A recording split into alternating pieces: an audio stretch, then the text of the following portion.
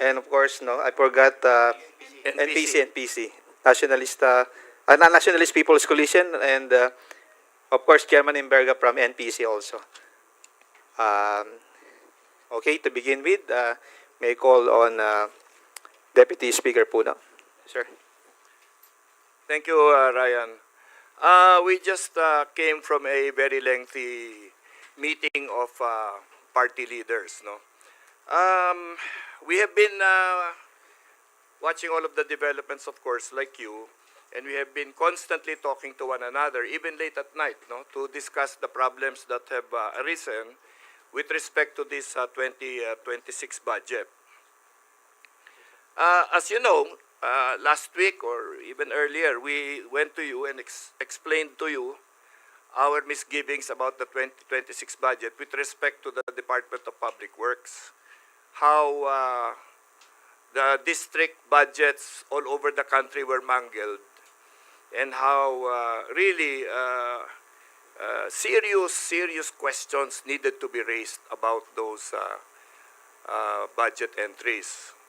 We raised questions about whether or not the DBM was handling the budget preparations properly, and whether or not what was coming to us was a result of irresponsibility or some oversight that maybe can be justified, no? And we worked, frankly, with the DBM very closely on how to settle all of these things. But, you know, certain serious developments have come about. No? I mean, the Secretary of Public Works has been relieved, of course. He has resigned. And our new, very energetic Secretary of DOTR has become also the new Secretary now of DPWH, which has resulted in the President's instructions to them to do a sweeping review of everything, not just the organization, but also of the budgets that they had submitted.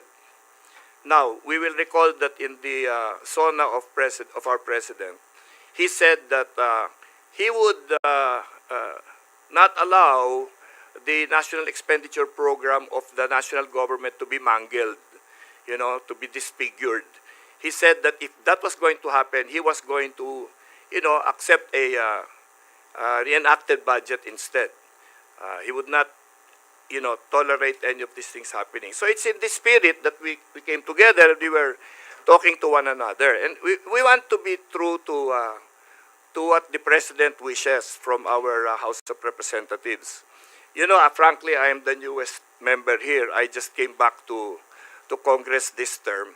So a lot of the issues that were being discussed about prior years, I really was not very familiar with until I was actually briefed by our colleagues here.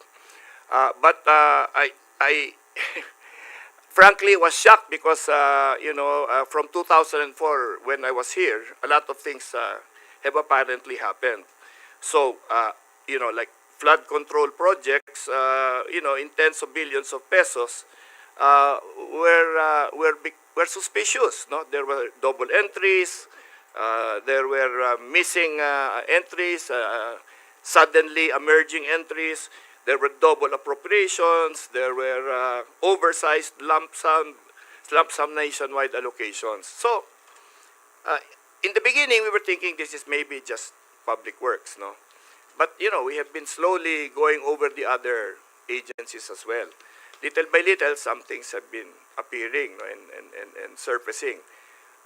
In the DILG, for example, where, you know, as you know, I have some experience, some questions, again, recently were raised about, you know, purchase of firearms and whether or not they were in the budget. There was supposed to be an 8 billion entry or insertion in the budgets. Frankly, we have been looking for the item in the 2025 budget for an 8 billion purchase. We didn't so far see it, unless DBM can produce it for us. In the 2026 budget, it's not there either. So we don't know where that whole discussion is coming from.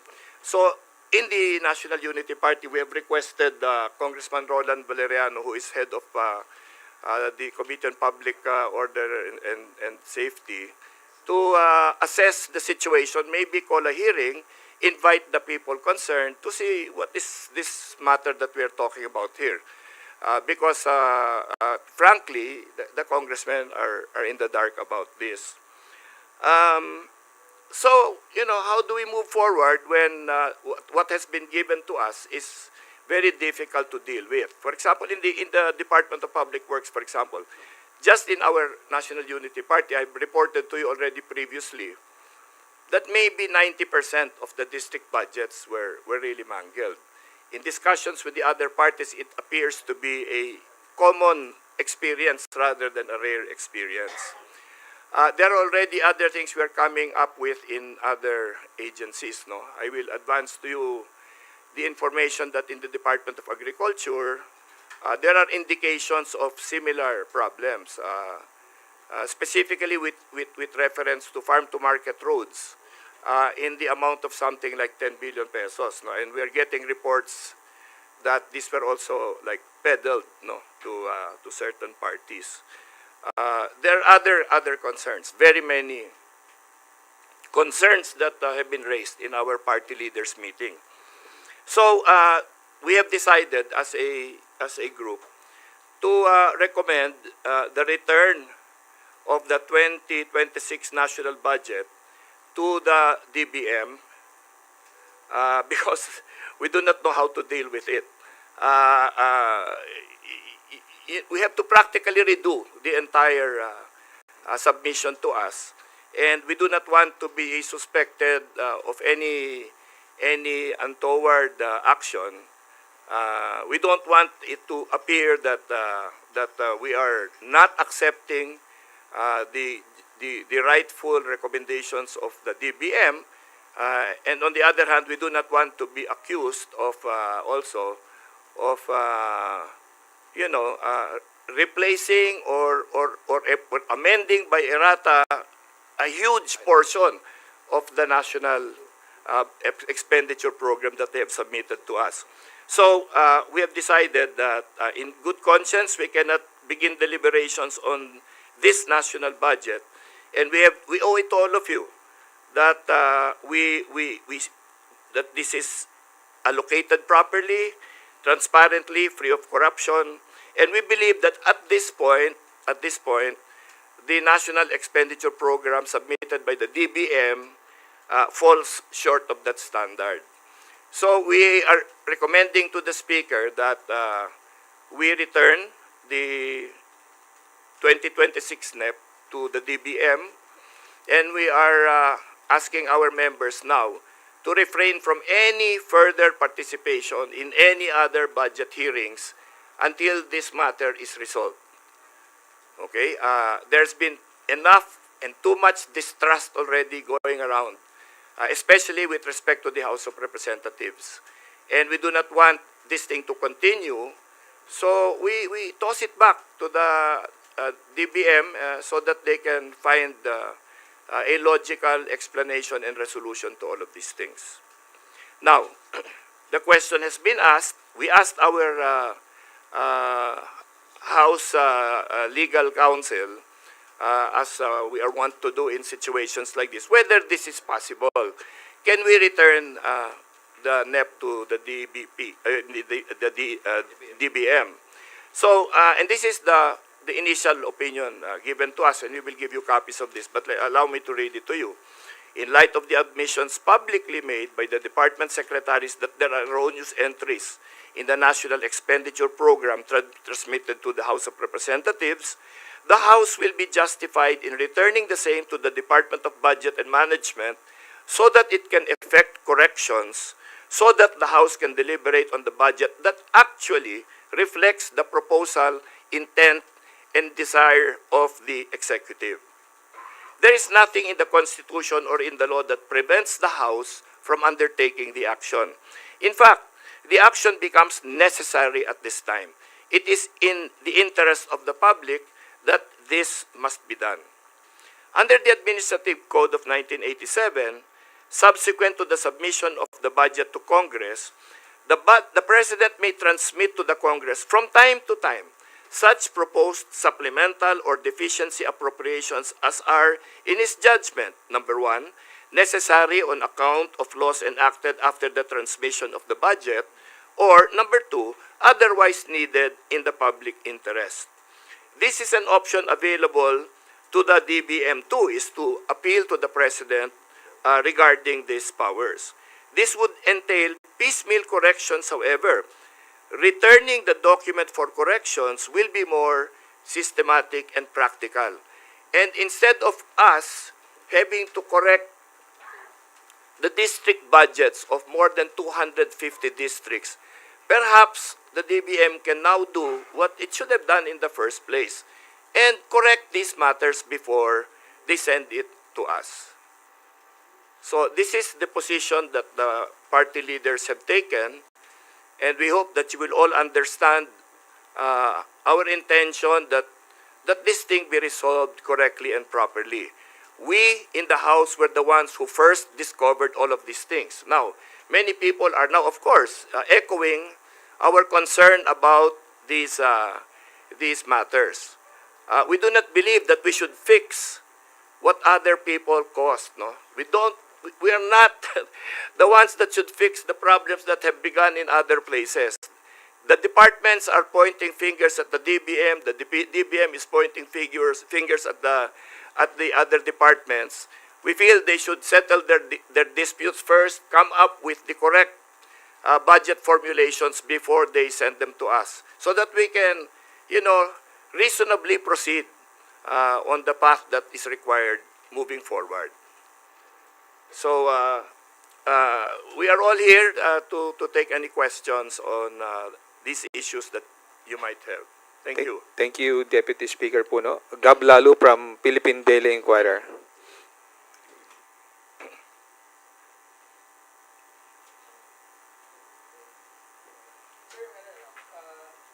Doesn't this assure na parang reenacted na yung budget? Technically, sir, parang magiging reenacted na yung budget kasi yung time frame iikli. Tapos, kasi ibabalik sa DBM, tapos iaayusin pa nila, tapos ibabalik din sa House.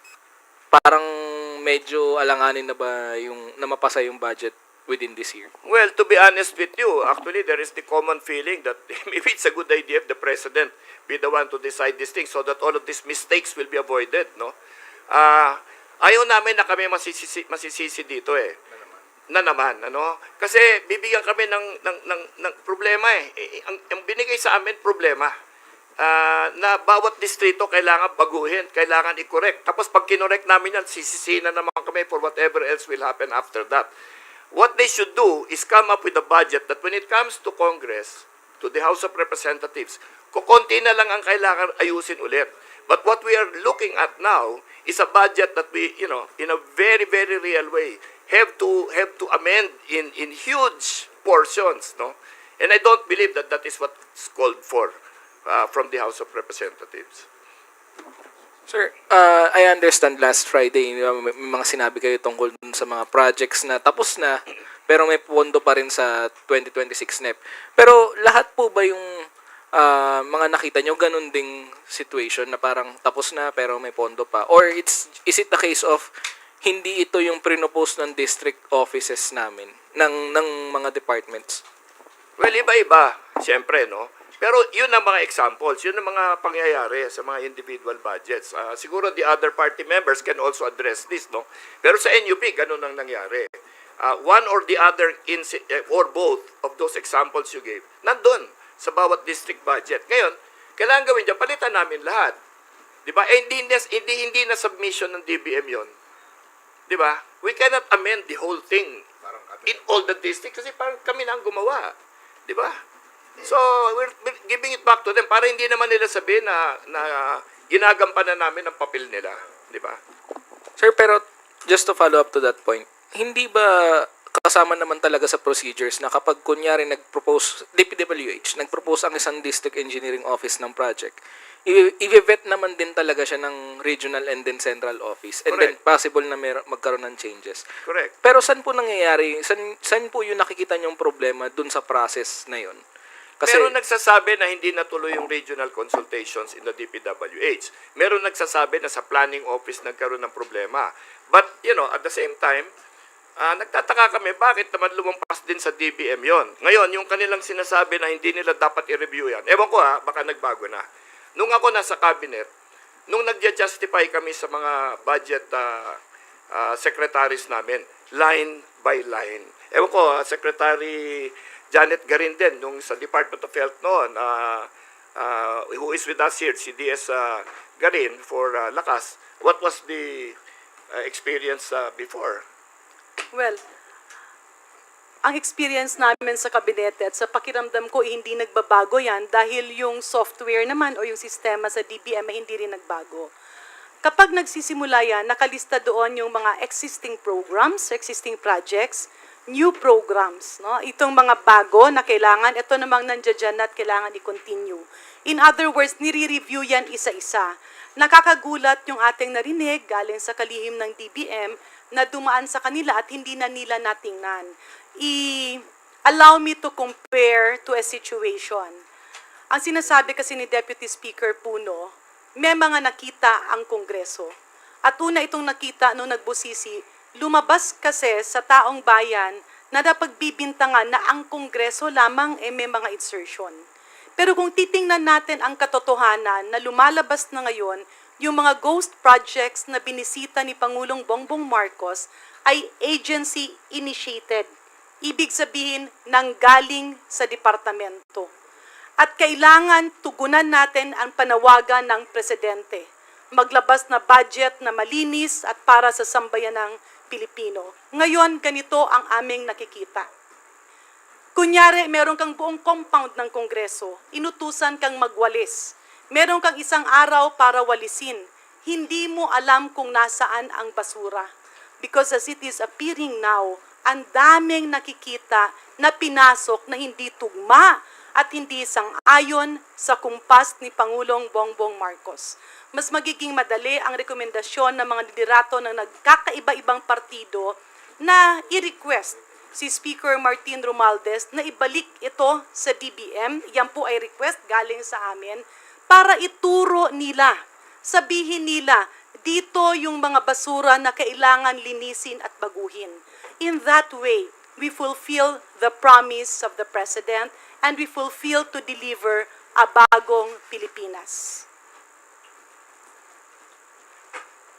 Thank you, sir and ma'am. May we hear the comments of other House leaders, if there?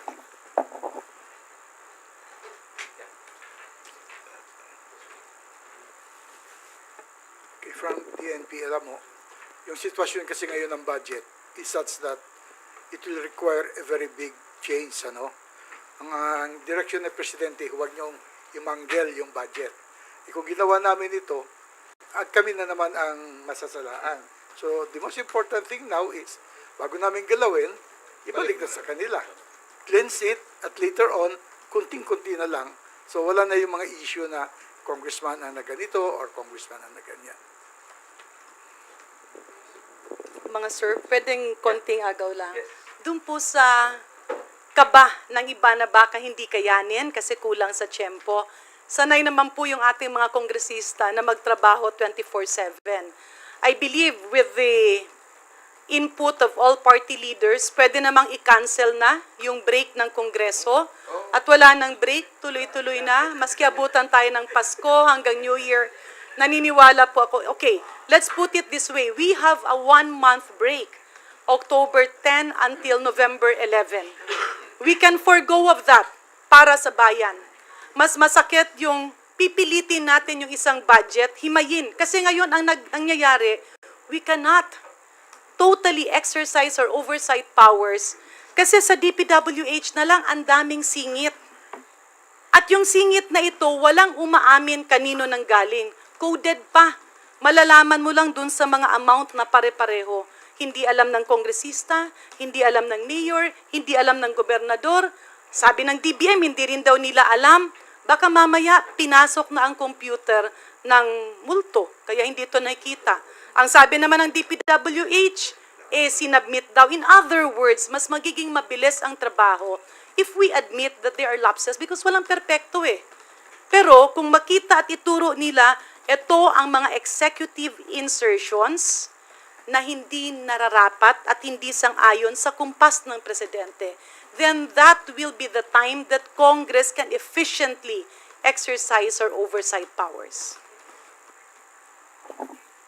Yes, thank you. Also to add to that, I think we've done this before, as mentioned by Kong Janet, Deputy Speaker Janet. So I think in the two Congresses ago, talaga nag-marathon kami dito. So it's doable. Walang uwian, magdamag. So I think we're prepared for that. So handa naman kami doon. Sir, actually, tatanungin ko dapat yun na para bang sort of deja vu nung nangyari nung 17th ba yun or 18th I think, nung na-discover din yung mga flood control na anomalous, tapos nagkaroon discussions back and forth between the House and the Senate, tapos nag-result into a reenacted budget. Parang nakikita nyo ba yung ganong scenario ulit? Well, actually, we're in a better position because medyo maaga pa ito. If you remember, nung 18th Congress, ano yun, gitna na ng plenary. So, umulit kami nun. So, it's doable. So, December na talagang kaya naman, kaya. And I think we're in a very good position as long as DBM will give us a clear list dun sa kanilang mga gusto talaga. Thank you, Gab. Marian Enriquez from TV5 is now recognized. Thank you po. Nakausap niyo na rin po ba kahit paano si Speaker Martin Romualdez regarding this concern po natin? We actually informed him already that this was our recommendation. Hindi pa kami sinasagot.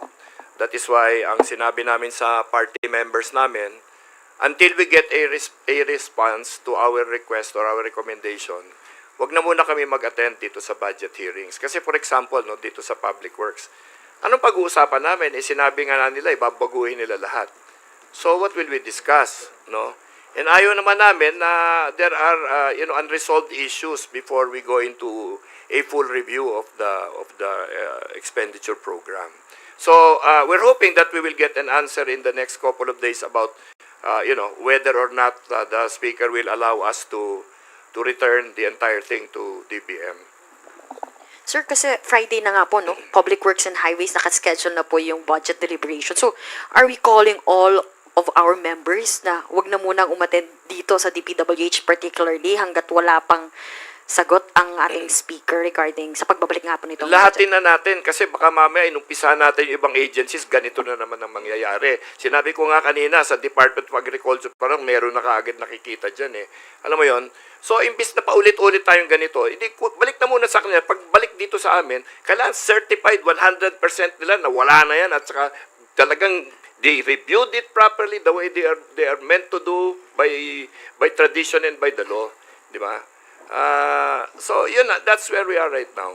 Have we talked to Committee on Appropriations Chairperson Mika Swansing regarding this, and ano pong napag-usapan natin? May nakapasalang na po ulit kasi budget tomorrow, dire-diretso eh. We have notified her. But she was not a party to the decision because she obviously has a different responsibility, no? We are party leaders. We are supposed to guide our party on the correct decisions to make. She is an Appropriations Committee Chairman. We respect her for that. We believe she is an excellent Appropriations Committee Chairman, no? And I think that she's doing a great job.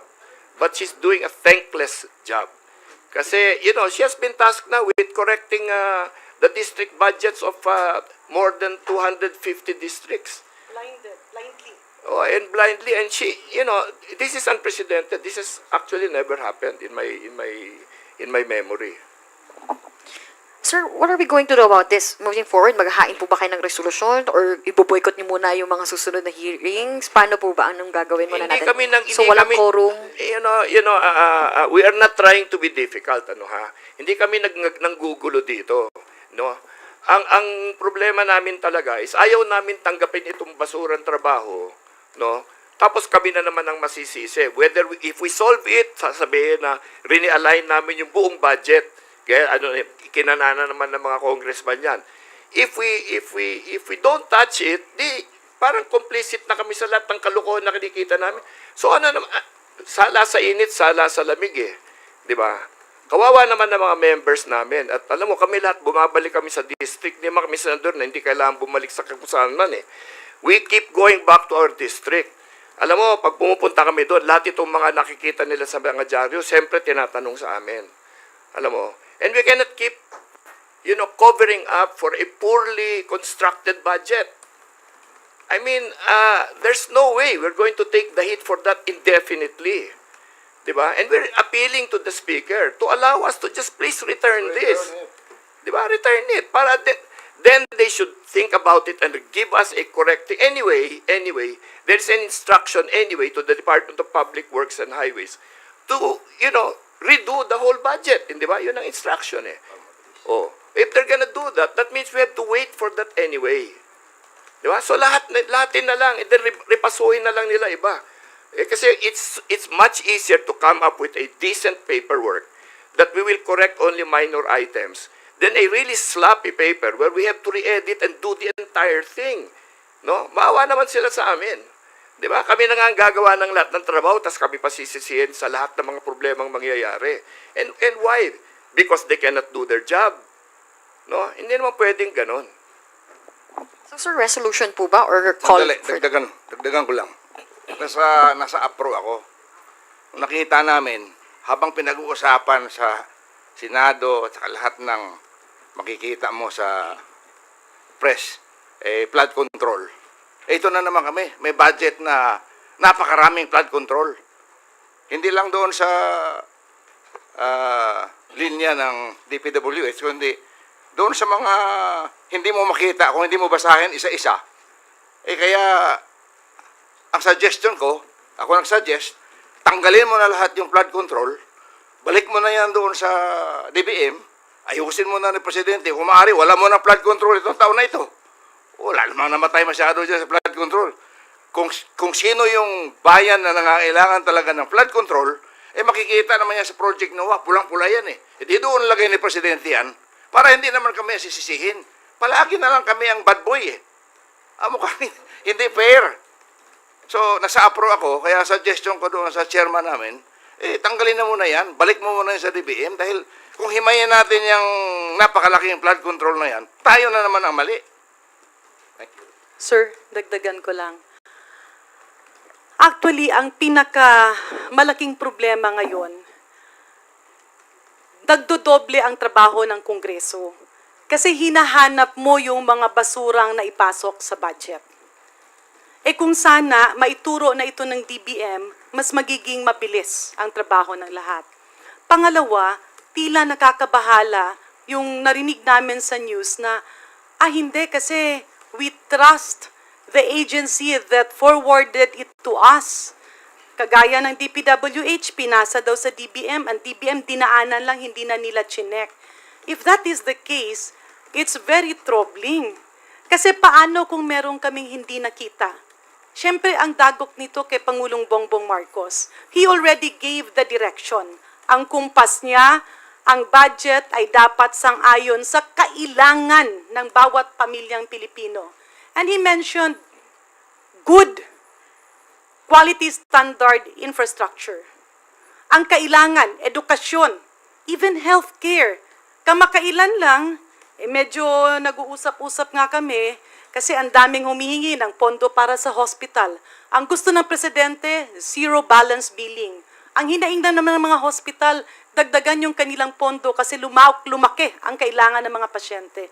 Pero teka, paano nakalusot sa DBM na tila merong approximately 1 bilyon na yung 1 bilyon instead na pondo para sa mga ospital at mga RHU ay nilagay ng DOH pampaganda ng kanilang mga opisina.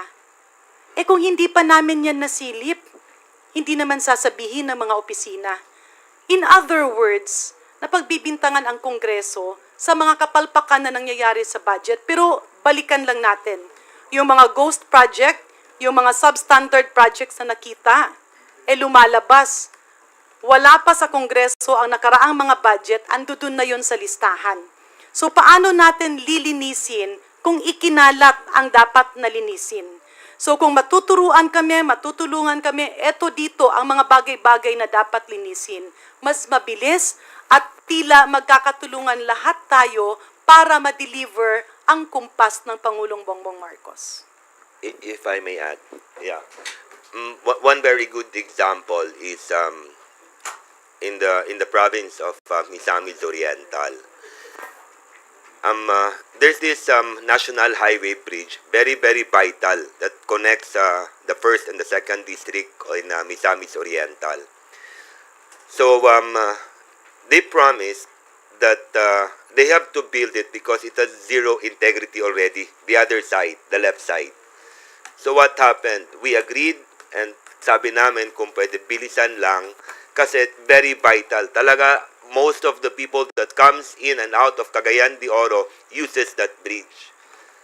Nangyari, so they promised us, so this 2026 budget that DPWH proposed, walang continuation ng trabaho.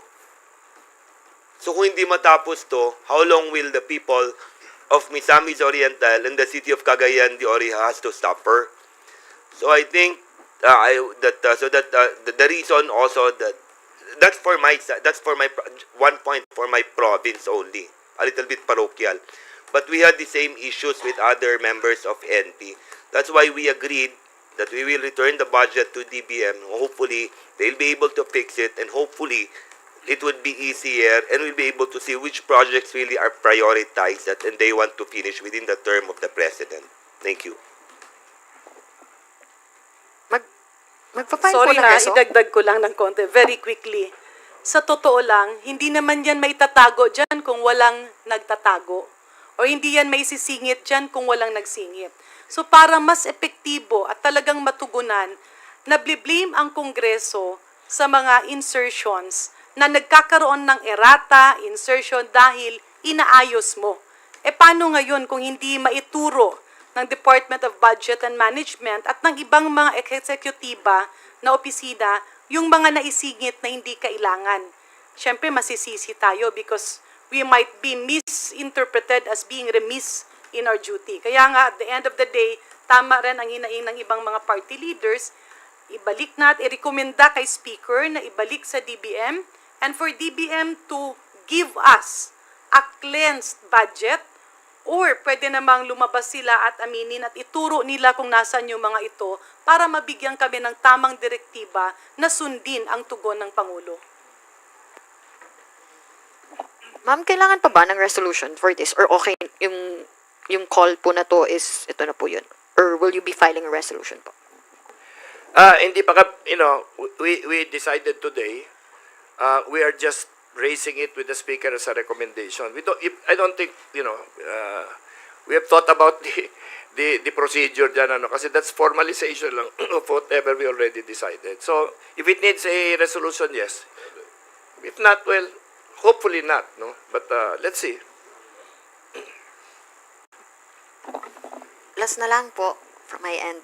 Kung sakali lang na ma-push through nga at naibalik po natin itong budget po sa DBM and naibalik na po nila sa atin, para i-deliberate, paano po yung magiging siste? If ever, yun po bang mga dumaan na, like for example, yung mga nakalipas po na budget like COMELEC, yung mga natapos na at inaprubahan na po ng Appropriations Committee, papalusutin na po ba rin yun? Or back to zero? Paano po ba? Wala pa naman yata nakakatapos ng kanilang second reading eh. No? So until it is actually brought to the third reading sa plenary, hindi pa tapos yan. No? Briefing pa lang eh. Wala pang na-approve. No? Briefing pa lang lahat yan. Pero siyempre pinag-aaralan na lahat. Briefing pa lang man yan, na inahuli na natin yung kalokohan sa DPWH eh. Diba? So the other agencies, ganun din. But sana naman, gawin ng DBM yung trabaho nila. No? Na bigay nila sa amin yung budget na mukhang pinag-isipan na. Hindi yung pinasa lang.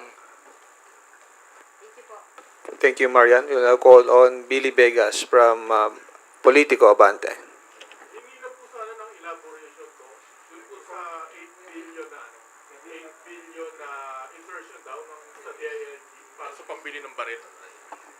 Okay, tinignan namin yung 25 budget, hindi namin makita. Tinignan namin 26 budget, hindi pa rin namin makita. So siguro kung sinasabi mong insertion wala sa 25, baka pinaplano pa lang sa 26, Kaya titignan natin kung anong storya dyan. Congressman Valeriano, you might want to address this. Hihingi kami ng ng inquiry through Congressman Valeriano, either motu proprio, but alam ko one congressman is already preparing a resolution to ask for the same investigation. Kasi masyadong malaki di ba?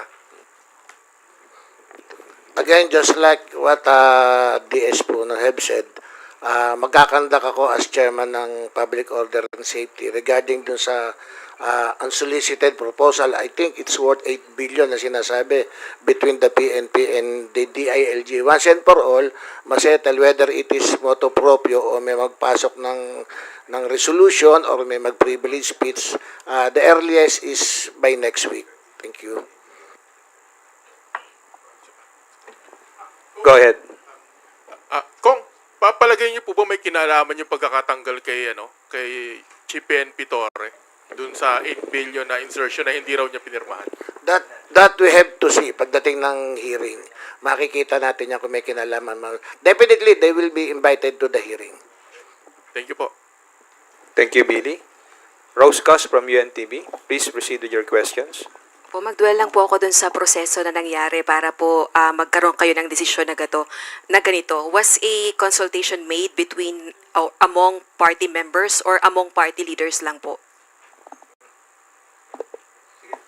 Well, sa amin, party leaders and some members, no? But kasi there has been discomfort already on the part of many of our members. So kami naman, that's the reason the party leaders met, is because nga of the unhappiness of many of our members and nung nakita nila yung kanilang mga NEP, no? And we were in the middle of a process of asking them to correct the NEP, but then we were finding that a really large majority of our members were having to correct 80% of the budgets, the NEPs that they had been handed. So based on that and after consideration with some of our members, we suggested to the party leaders this recourse. No? Now, ito naman, this is a recommendation to return. That's why tinanong kung may resolution na ba yan. Wala pa naman. No? We just came together and we are recommending it as a course of action. And then we are requesting our members not to do anything really, but to wait until a decision is reached on this matter. Kong Mark? Yes. Thank you, DS Ronnie. So just the same for NPC, a few of our members had the same observations as those with the other members, I would presume for Lakas and UP, NP. So just the same, of course, we also support the initiative of the President, di ba, na under review talaga ito. The better that we also recommend na ibalik na lang muna yung NEP sa DBM. On the part of Lakas, the leaders and a few members, nagsimula rin kasi to sa dami-dami ng lumalapit. Ako siguro hindi ko na mabilang yung ilan yung paulit-ulit na nagtatanong, ano ba ang dapat gawin? Ano bang pwedeng gawin? Hindi rin namin masagot. It's a situation of nakita mong may problema. Nakita mong bulok. Pag ayusin mo, ba't mo ginalaw? Pag hindi mo naman ginalaw, ba't mo pinabayaan? So, with this situation, nalilito ang mga miyembro. And that is why the decision of majority of the members of Partido Lakas was to talk to other party leaders and request the Speaker to return the budget to the Department of Budget and Management so that we can have a clear signal and a clean slate. Doon ka magsisimula sa alam mo kung nasaan ang babaguhin at sila mismo, alam na nilang may problema baguhin na nila. So for this recommendation to be finally realized, the Speaker has to approve your recommendation. Well, if he grants our recommendation and request, then we will discuss the formal method of undertaking this. Pero we hope that we will get an indication, some guidance as soon as possible.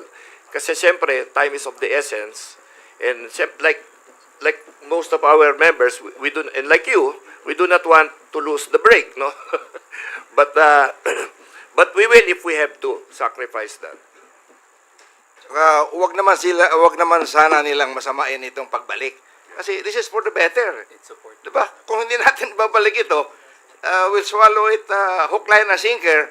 Abay, kasama kami doon sa kalokohan, di ba? So mabuti na yung maayos nila. Pagdating dito, wala na. At saka willing kami mag-work overtime.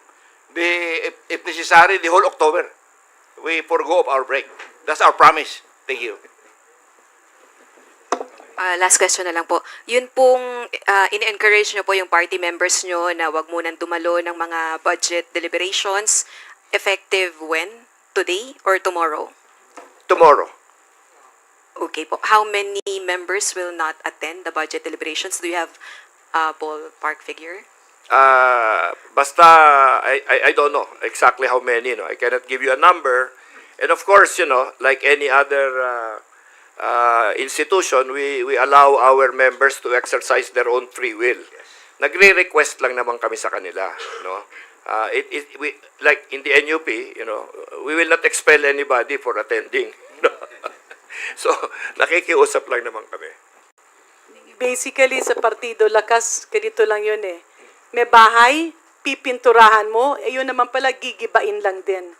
So why paint a house when it is due for demolition? Kaya nga dito, ang hirap kasing mag-attend ka ng hearing, ng budget briefing, tapos alam mo naman na marami doon ang talagang hindi sang-ayon sa tugon at kumpas ng presidente. Salamat, Rose. Haji Camino from Brigada News. Please proceed. Good afternoon po, DS and mga Kongs. One point lang po, kasi nabanggit nyo kanina, pinagbibintangan nga po yung House of Representatives sa mga insertions, yung sabi nga po ninyo, DS, sasabihin naman, kinakananan naman po ng mga congressman yung budget po. Pero, do you think head should roll, especially on the part of the DBM maybe, or sa kung sino man po yung dapat na managot sa nangyayaring ito, aside pa dun sa magiging recommendation po ninyo na ibalik nga po muna yung NEP sa DBM? Well, di ba continuing process ito? The task of holding people accountable does not end here. In fact, even when you get to the Senate, we are hoping that will continue. For example, there's a lot of talk about, the BICAM and all of that. I don't think that has been completely resolved yet. By the way, I want to take this opportunity to apologize to Senator Grace po, kasi nabanggit ko siya as the three people that were involved in the final drafting of the end result, and I learned that even she was not really allowed to participate in the discussion. So I apologize to her in front of everybody.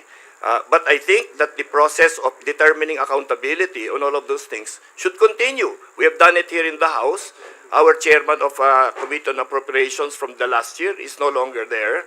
He is replaced by somebody who is very competent and beyond reproach. We think that that should happen also in the upper chamber. Let this process be left in the hands of people with clean hands. Wala naman yung may mga bahid pa kasi we will do our work here, then we will send it to the Senate. If they have not resolved this issue of accountability, by the time this gets to them, I don't think anybody will believe the result that will come after that. Di ba? So meaning to say, sir, kung halimbawa sa DBM meron makita na accountable, dapat masibak or dapat po makasuhan? Well, that's not for me to decide. We're in the legislature. They belong to the executive branch, We can only point out the situation as it exists. And we're doing that here. We're allowing them, in fact, DBM to correct this whole thing. That's why we're returning it to them, so that we will not correct it for them. Di ba? So I don't think, again, as Congressman Pepito has said, wag pasamain yung ginagawa namin. Kasi binabalik nga namin para maayos nila. Para hindi na kami magturuan Di ba? Kasi DPWH at saka DBM nagtuturuan. O nandyan na yung magaling na DPWH secretary. Siguro matitigil yung turuan na yan. Di ba? Ngayon, pagdating sa amin, sana mawala na rin ang turuan namin ng DBM. Pero sa ngayon, ang sinasabi namin at mapapatunayan namin at napatunayan namin, yung dumating sa amin, hindi maganda. So, ibig sabihin, halimbawa po yung kay Congressman Valeriano, yung sa issue po no sa DILG. So, papatawag niyo po sila. Tapos, if ever, mag-recommend po to file charges against those involved or accountable dun sa issue po na yun. Kung sakali na yun nga po yung lumabas. Yes, kung ano yung makikita namin doon, transparent naman yung committee namin, definitely gagawa kami ng resolution. At kung ang resolution namin, ang recommendation namin is to file charges against those who are involved, why not? Okay, maraming salamat po. Thank you, Haji. Next up is Earl Tobias from IBC 13. Good afternoon. Good afternoon po, sir, and the other political party leaders. Tanong lang rin po, malaking konsiderasyon po ba para sa mga political party leaders yung pumutok na balita na may district engineer mismo na nanuhol kay Congressman Leviste para hindi imbestigahan ng Kamara yung maanumalyang flood control project doon, at gaano kalaking concern yun para sa mga partido ngayon kung sakaling sistematiko pala yung ganong klaseng panunuhol po?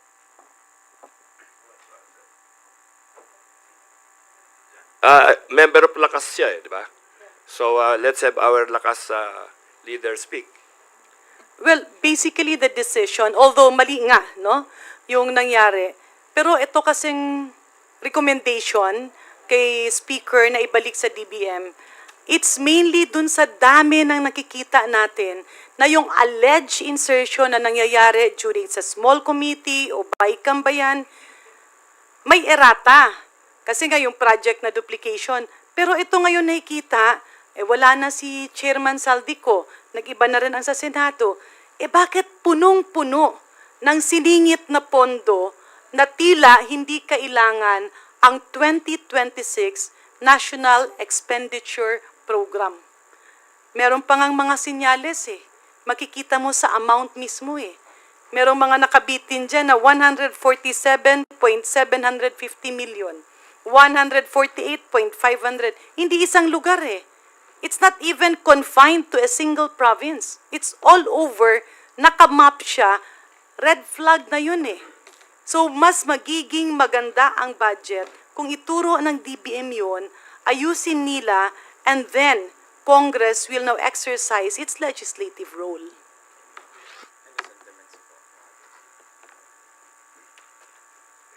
Thank you, Earl. Sir, we will entertain one more question from Kenneth Basilio, Business World. Have we factored in the discussions that returning the proposed budget could delay the process and ultimately its approval, which could dampen the country's economic growth? We have more than a month break from October 10 to November 11. Sa December, mahaba-haba rin ang break. As members of Congress, everybody has committed to spend their time so that the budget will not be delayed. It will not affect our economy kasi talagang isasubmit yun on time ng Kongreso.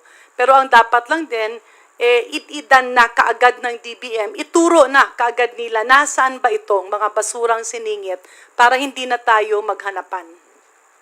Okay, and if it comes to that point na magkakaroon nga ng delays in the budget's approval, and I know this is parang forward-looking pa, pero if in case that happens, where should the blame lie?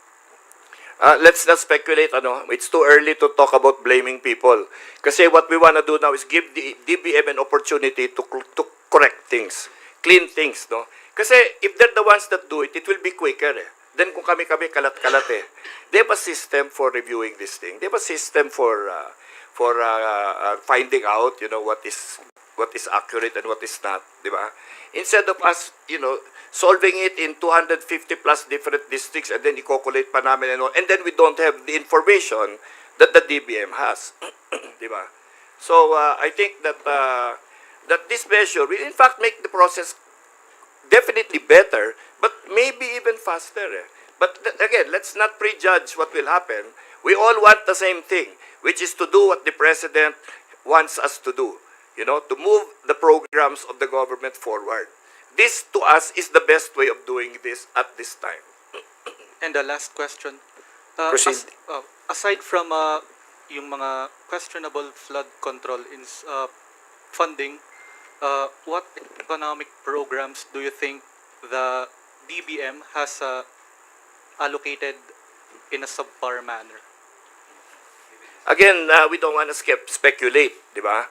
Let them review it first. Kasi we cannot assume that when we see something there that, one, it's DBM that did it.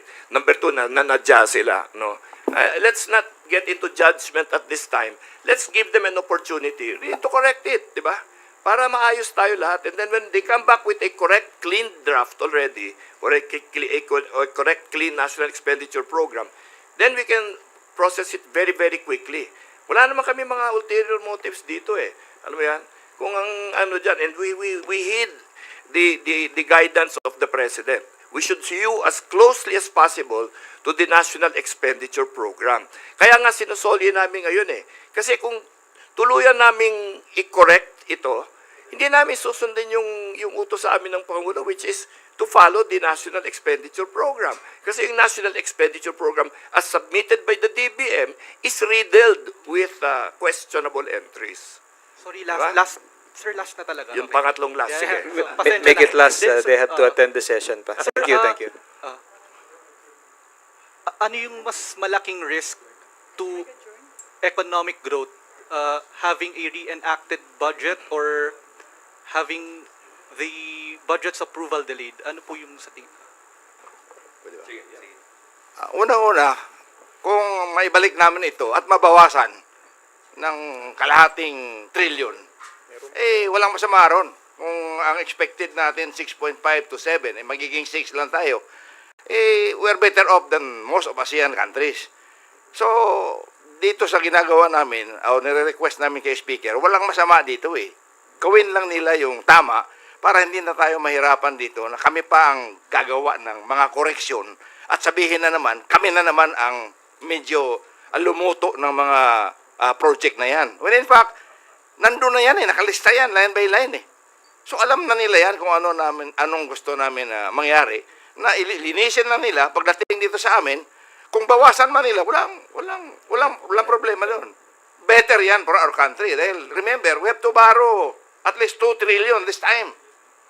Kung manghiram ka ng 2 trillion, bakit hindi mo bawasan na lang yan ng 1 trillion? Kung babagsak tayo sa 5.5 and 6.5, okay lang yun. Ang importante sa mga Pilipino, walang magugutom. Kaya kung maaari, yung karamihan na yan, yung mga project na hindi man masyadong nakaka-apekto sa food production, ilipat mo na yan doon sa food production. Yan ang suggestion ko. Thank you. Thank you once again, Deputy Speakers Puno, Janet Garin, and Bambi Imano, Representatives Roland Valeriano, Mark Enberga, Budoy Madrona, and Jose Pipito Alvarez for joining us this afternoon. To everyone, maraming salamat po ulit. Thank you very much.